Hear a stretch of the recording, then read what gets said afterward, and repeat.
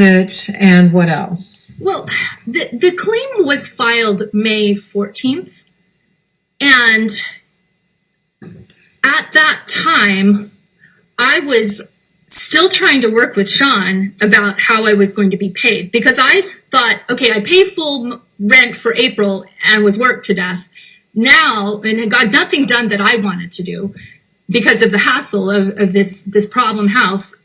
So I figured my wages will be applied for part of May if I'm allowed to stay. But this was very tense. It was a harassing situation, very angry, insults on the phone to me. And I wrote Sean, which I submitted that letter to you. Okay, I'm ready to sit down. I'll show you what the city has. Is power going to be turned off? I've moved everything into storage. Are my wages going to be credited while I search for an apartment? What shall I do? Mohammed said he won't give me my deposit no matter what. So it was my understanding that my deposit was covering that rent.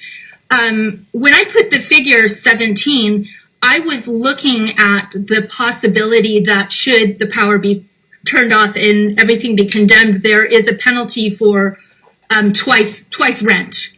And I believe the ORS advises that because of the extreme inconvenience of moving in somewhere and finding you don't have habitability of any normal standard.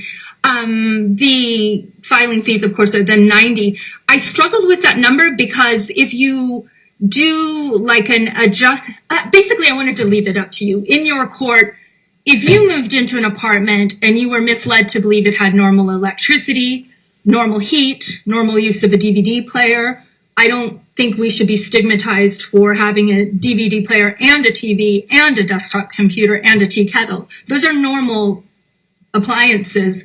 But the threat to hurt me by his maintenance guy, Bob Dunnigan, was catastrophic to me. I felt very, very unsafe living there after that threat. And I was forced to deal with him and interact with him since he came onto the property. And then I felt that my concerns with Mark harassing us from day one, George's grandbaby his mother was scared to bring the grandbaby on the property due to the harassment, because the baby could crawl across the floor and then the man down below would be slamming the floor, blasting music and marijuana smoke. When I spoke to Mohammed the day that he gave me the paperwork about the hiring of me, led me to believe that he would pay me. He said, well, I don't really want to go through the eviction process. It's such a hassle. And his standpoint was, just work with it. We have, this issue with Mark, but he discouraged me from calling police. I let him know the first time I called police when Mark stomped up the stairs to threaten us, which you'd be very locked up there. You'd have to jump off the balcony to get away from him if you were sieged in that unit. When he decided to have me thrown out on a 10-day notice, he basically backtracked on the Mark issue and accused me of making it up, as if I would just make something like this up. Mark had a problem with us, I think maybe because of the way our feet echoed on the floor if we walked across. Like if you have to go to the bathroom, you walk across the floor. And I can tippy-toe, but I can't undo my body size overnight. All right. Well, so I feel like I've heard enough. I want to hear any response, Mr. Akbar, but we received a lot of exhibits, Ms. Ang, and I think I understand your position. Mr. Akbar, what would you like to say? Yeah, I will respond, and I will also add something. Ma'am, I'd like to start with saying that Ms. Ang is very retaliatory. She is very, very, very retaliatory. I will show you, because I'm saving it for the last minute. I will show you some evidences how retaliatory and how how attacking she is. She spends all of her time to harm people, and she's after me since then to even now. I will show you those evidences. So retaliation is in her blood. Okay, the reason that I sent her a notice or eviction for 10 days, that made her really angry. And since then, she basically started to do any kind of harm possible, any kind of lies possible, anything possible. She has been doing it. If you look at her testimony, you will see she was all like waving hands, right? She was all over places. Nothing about her apartment, nothing about her unit, right? All the things she's talking about, I showed you all the evidence that shows that her apartment did not have any issues that was habitational. Now, she also never reported to me in writing about any issue that she wants me to fix, and I ignored. Okay, she just went behind me, okay, and just kept doing it. Now, regarding this fridge, microwave that she talked about, I never provided microwave in her lease. I never provided microwave. I asked, there is no kitchen. I told her before.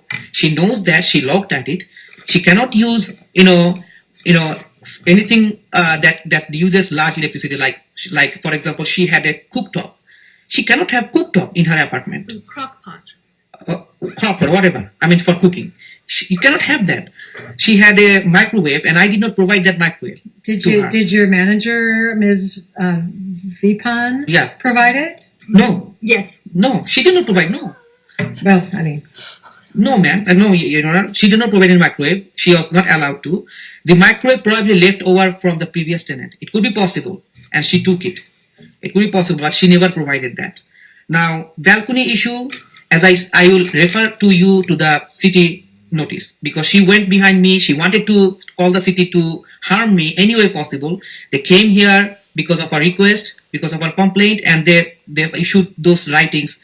There was no balcony issue. They are city inspector. If there is any detrimental issue in my unit or in my building, they will definitely notify, right? And my job is to address it after I'm notified, right? As a landlord, I have to know what the problem is, like the plumbing thing that that asked me to fix. I did that, but I have to know, right? So when I knew, then I took care of it, but that was not any detrimental to health. Odor from building, as you can see, that she was talking all over, like Jackie, moss, all, summer moss, everywhere, right? She did not have any kind of evidence saying that there was problem, and there is no problem. And I have shown you the statement from Sean Ruffington, the statement from the city, that there was no problem. She is just vindictive. She is retaliatory. She wants to say anything she wants without any evidence. She just make these things up. Talk about like other units. You can see that she's talking about other units, all the lies about unit number 1, saying to her, "Oh, I know that there is a problem in in your unit. There was a leak in your unit." It's just all lies. She just imagined that, and then she just made it up, and then she just tells anything she wants. Everything I showed, backed by evidences, backed by writings. She doesn't have anything of this nature. I showed you the pictures. I showed you the writings. I showed you everything. So. And then regarding this part-time management position, again, this is also her imagination. There was no writing, no text she can show me, or no evidence she can show me that I offered her any kind of management position.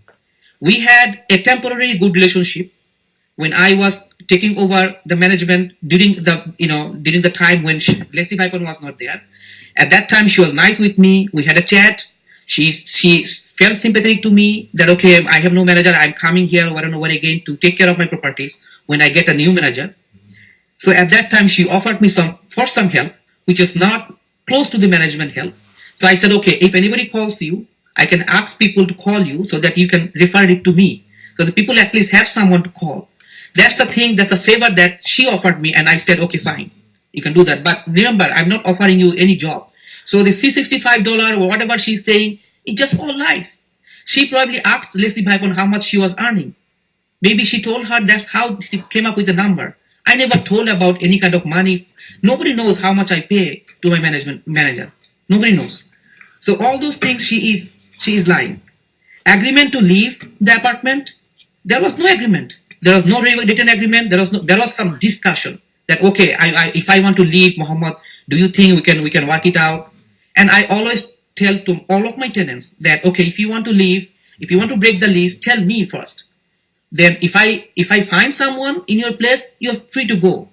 But I usually, when they say to me, I usually work with the tenants, and I gave them permission, and then basically I write it out, and then I start showing.